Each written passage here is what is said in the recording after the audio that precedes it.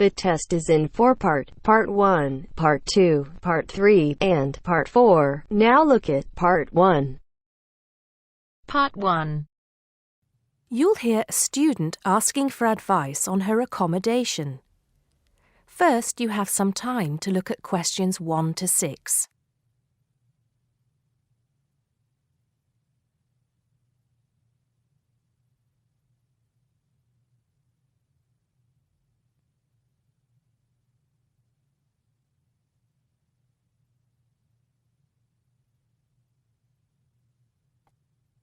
Now we shall begin.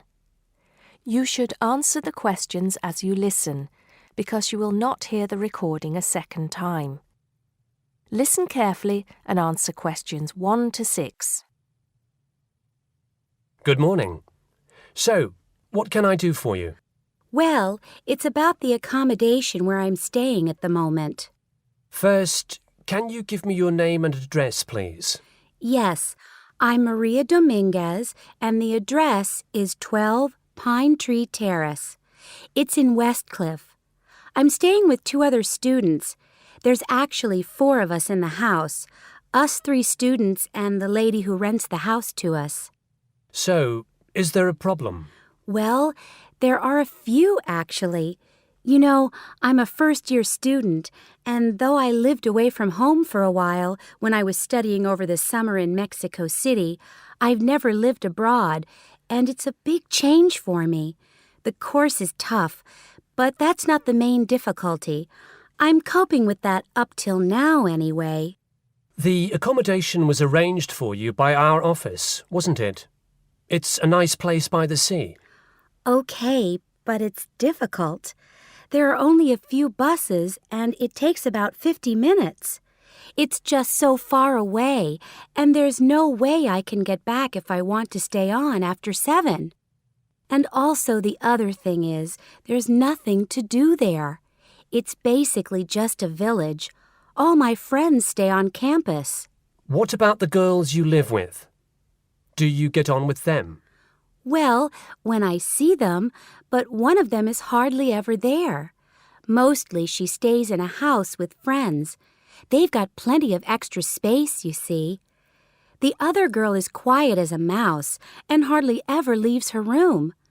The landlady's friendly enough, though a bit forgetful, and she doesn't keep the place very clean. I don't have any real problem with her as a person, though. I understand it's rather far away. So I suppose you'd like us to find you a place in the halls of residence or closer by in the town. That would be good. You did say in your brochure that most first-year students are offered a place in halls. I think it actually said final-year students have priority there. They need the library facilities more for studying for their finals. Before you hear the rest of the conversation, you have some time to look at questions 7 to 10.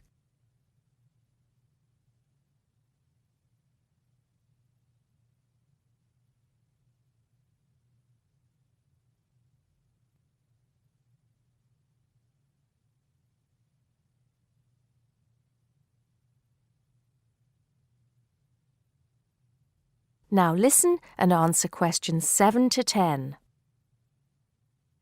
Anyway, let's see what we can do. Just a moment, I'll check what might be free. Sometimes students drop out or move from halls, though we were full at the beginning of term. By the way, have you checked the student notice boards? You know there's one in each of the 4 colleges, don't you? There are often requests for people to share houses, and it can be quite cheap. No, I hadn't thought of that, but it's a bit of a risk living with complete strangers. Now, I see there's a room free in Hillside College. That's the one with the tall tower, right? That's it. It's the smallest college and has a reputation for being quite fun. Oh, but it's a shared room. Would you consider that? That's going to be a problem for studying, isn't it? What if she plays music all the time, and maybe we won't have anything in common? Maria, I see you're studying history. So is this girl, Francesca. She's Italian. Well, at the moment I'm doing the General Humanities course, which includes history, but actually I'm planning to change to literature quite soon. That's not the thing, though. I really want a room on my own. Right. I'm afraid I don't see any other openings. There's nothing showing up on the computer, at least on campus. Well, if I have to stay where I am now, I'm going to find it more and more depressing. Here's one more thing we can try. The university owns several places on the Thanet Road and also by the West train station. Both of these are about a 20-minute walk down the hill. They're not the newest of buildings, but I could check for you. Can you come back tomorrow? Oh, no, that's Saturday. What about Monday? Yes, sure. I'd really appreciate it if you could do something for me. Let's hope so. That is the end of part 1. You now have half a minute to check your answers.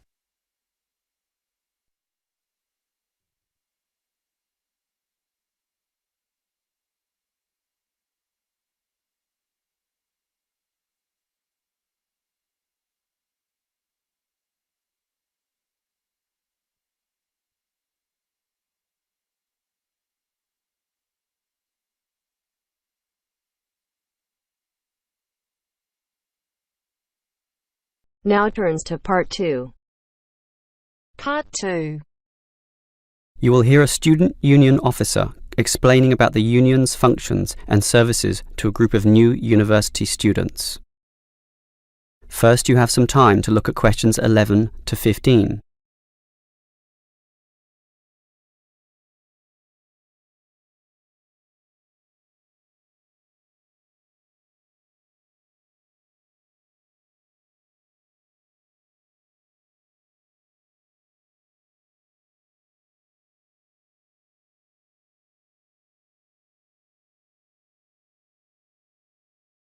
Now listen carefully and answer questions 11 to 15. Hello everyone. Now here you all are, new university students. And the first question you probably have is, what is a student union? Another question is, do I have to join? Well, regarding this second question, let me say that membership used to be compulsory in the past, but that did cause some controversy, particularly from students who wanted to remain free and unaffiliated, and this university responded. So, joining up is no longer compulsory. It's totally up to you, although I'll admit there is a fairly strong obligation to join, since all students benefit from the large variety of services that we offer. We do understand, however, that many might be unwilling to join because of a supposed political slant to the union. Traditionally, student unions have been seen as being dominated by the left, and I suppose that's still true to a large extent. Here, however, at this university, our union discourages such one-sided viewpoints, and students across the whole political spectrum are welcome. Thus, if you feel that you are a conservative type, in other words, leaning to the right, you are particularly urged to join, to provide a more balanced representation. Now, let me move back to the first question. What are we? We are a formal organisation, but totally independent of the educational body. We make our own rules, rent our own premises, and organise ourselves as we wish, and our mission is basically to help you. For example, do you remember how you all arrived in late February to have an orientation week? That gave you an invaluable induction into life here, right? Well, the student union organised all the festivities at the end of that. The barbecues, partying and drinking, and even the musical entertainment as well. We'll do that again on occasions, and as always, those events take place on the football ground. Now, do you have any questions before I move on? Before you hear the rest of the talk, you have some time to look at questions 16 to 20.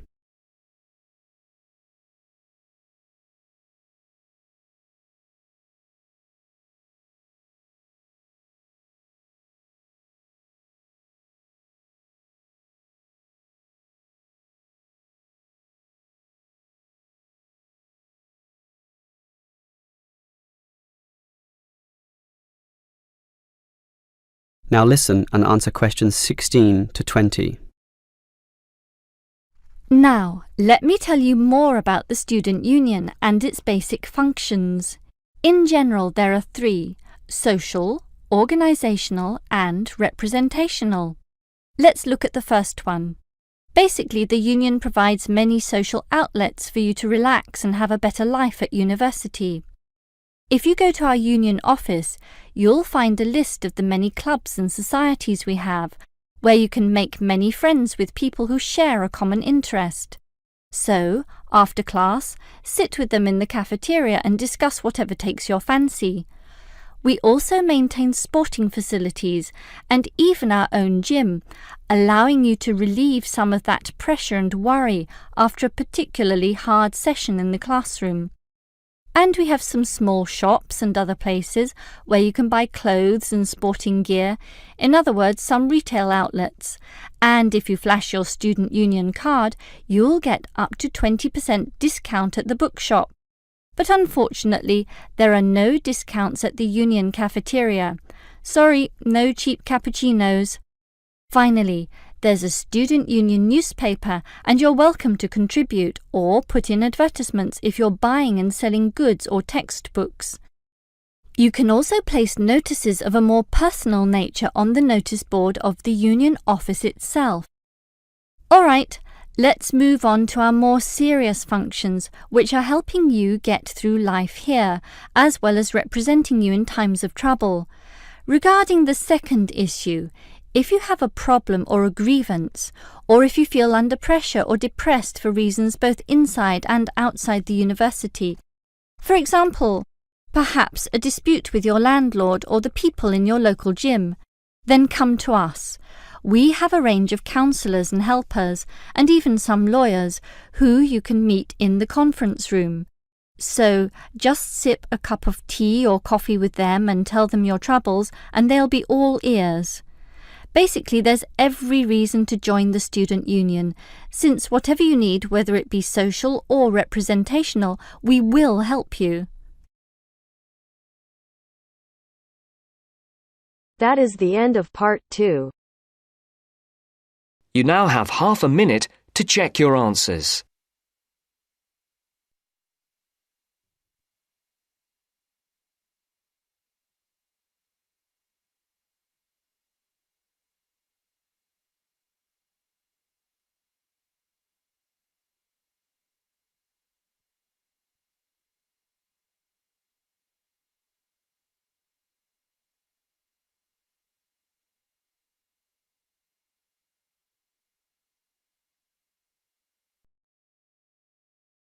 Now turns to part 3. Part 3. You will hear a discussion between a student, Aldo, and his supervisor, Dr. Hurst, about his research assignment. First, you have some time to look at questions 21 to 23.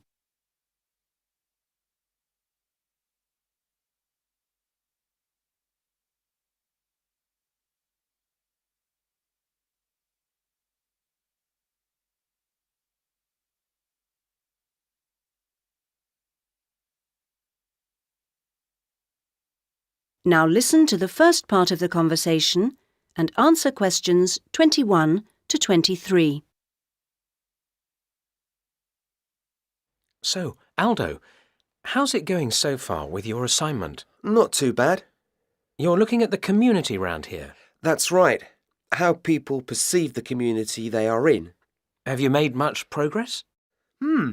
I conducted quite a lot of interviews on the street with local residents. Their responses are interesting. I haven't got quite as many yet as I'd like. I had wondered if I'd have language problems, particularly with the different accents. I seem to have managed, though. Having to work in the open has made it harder, and with the cold weather there's been recently, people don't necessarily want to stop and talk like they do if it's nice and sunny. That's something I've had to deal with. Of course, some people are too busy to stop and talk, but that's okay. I see. So, have you formed a good overall picture of how people view the community? To an extent. I've certainly talked to plenty of older people. I guess they may have more time to talk. I still don't really have enough young mothers, though. I've managed to get enough older mothers and children through the schools. That's something I had been worried about. Well, that shouldn't be too hard. Now, how are you going to deal with all the data you've collected? That's the difficult part. I guess I need to run some analyses, but I'm rather unclear about what methods to use.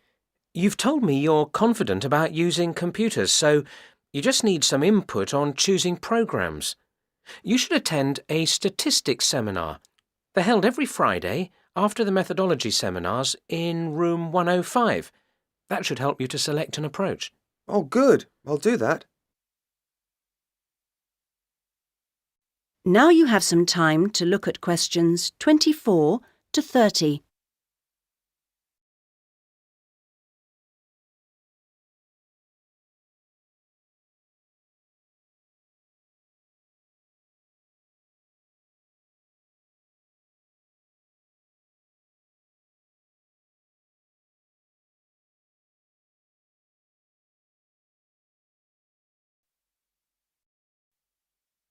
Meanwhile, let's hear something about what you've learned. Yes, I talked to a number of residents. Good. I imagine they didn't always have the same opinions. Views were certainly quite mixed. Take sports facilities. In general, people seemed to think they weren't very good. There's no swimming pool in the area, for example. But at the same time, there's a new football training area. It looks very smart to me, but it doesn't seem to get used very much. People seem to prefer sitting around in the parks. They enjoy that, taking picnics and so on. Although they want the council to be more efficient at cleaning, there's a lot of litter. People are obviously very concerned about their children's learning. The general view seems to be that early schooling at primary level is of a good standard in the area, but that this standard declines as children move up through the system. The colleges were criticised in particular. OK, now are you going to collect any more data? Some, I hope. There's a local festival next week, and I think the events there will give me some useful opportunities. I talked to a council officer about it all. Good. What does it involve? First, there's a dance show, which I'm sure I'll enjoy. The council explained that the concert hall's being renovated and won't be ready in time, so it's being held in the main square, which I think will be better anyway. At least I'll have more space to wander around in. True. And so I hope to be able to carefully watch the age groups that are there in the audience and make notes about how they interact. So that's one event. Then the following day there's another interesting event which I look forward to going along to, and that's a cookery competition. Oh yes, interesting. I think so. Yes, that one's being organised in the town hall, which has a big space apparently. With food and cooking from all the different people in the area, the council officer told me that it'll be a good chance to find out about the different cultures that make up the community. Sounds promising. Then there's one more event I'd like to go along to. The council officer promised me that the courses fair will be interesting. It's going to be in the Langtree Theatre, and the officer said lots of teachers will be there. I've already talked to plenty of them, but he advised me to put some questions to the head of education, who will also be there. That's all very useful. OK, I suggest you come back next week. That is the end of part 3. You now have half a minute to check your answers.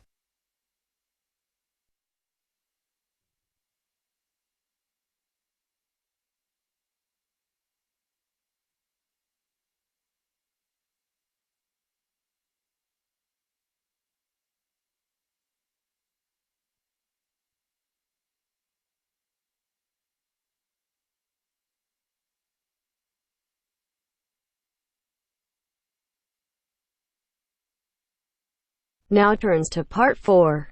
Part 4. You are going to hear a conversation between two students about studying abroad. First, you have some time to look at questions 31 to 40.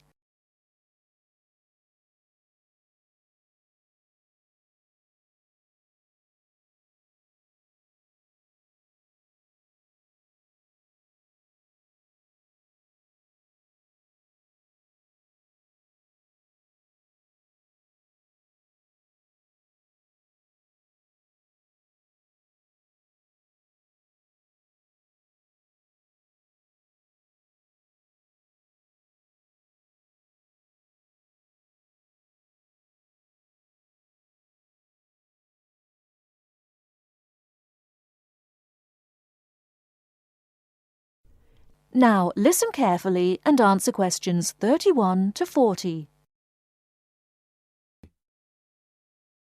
Hey Mary, how's school going? Haven't seen you in a while. What have you been up to? John, good to see you again. I've been really busy the last couple of weeks. I'm applying to study abroad next year. Really? So am I. I think it will be a great experience to be able to study in another country. What country do you want to go to? At first I wanted to study in Africa, but my parents really don't want me to go there because they think it will be dangerous. So now I'm thinking about going to Spain, Italy or Japan. Actually, I think Africa would be a fascinating place. I would want to go there to visit. Maybe not to study, but definitely I would want to go visit. For next year, I want to go to either China or Germany to study. But my parents can't afford any European countries. So maybe... Why China or Germany? Well, I want to go to China because I think it's a really interesting country with a long history. Plus, it has been changing so much, and I think it is a great time to be there. I really want to improve my Chinese also, and I've been taking Mandarin courses the last 2 semesters.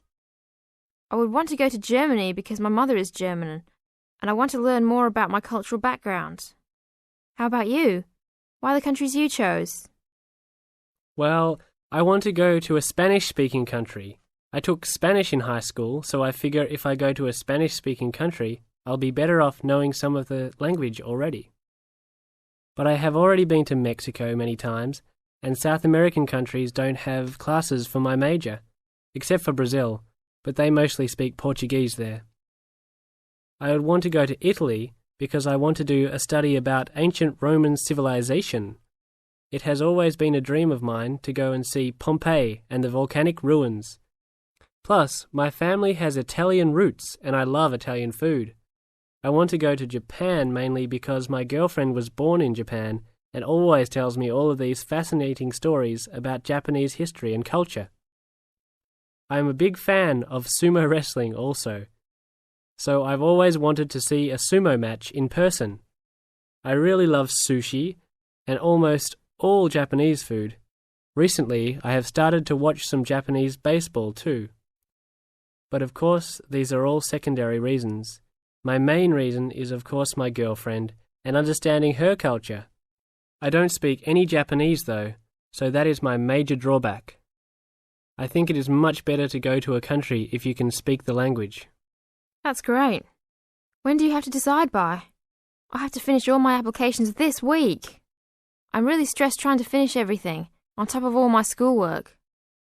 I'm almost done with my applications. I just have to finish the Italy application. I think my last choice is Italy, so I'm doing that one last.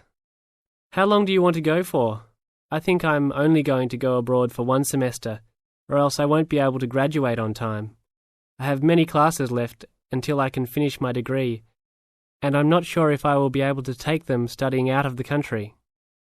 I think I might be able to study in Spain because my Spanish is fluent, but definitely not in Italy or Japan, unless they have classes offered in English. I want to go for a year. I've heard that it's better to go for a year because you get a full experience and get a better grasp on the language. But I understand that most people can't finish their degree in time. It was hard trying to decide which country I would rather go to, but I think my first choice is to go to China. I know Germany will be great also. Either way, I will be thrilled to have the opportunity to study there. What's your first choice? I really don't have one. Actually, I think I'm like you. Just being able to study in another country will be great. Either Japan or Spain will be awesome. Italy will be awesome too.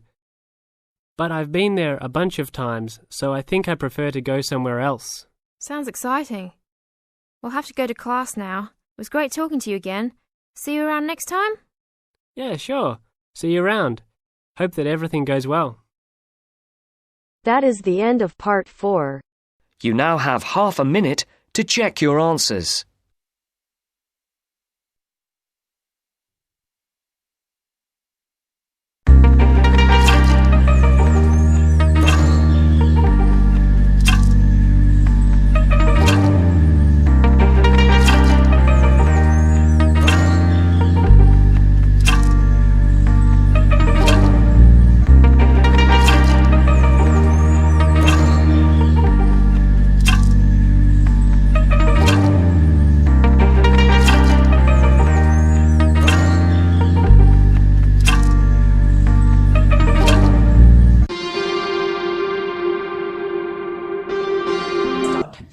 The two pie charts below show the online shopping sales for retail sectors in Canada in 2005 and 2010.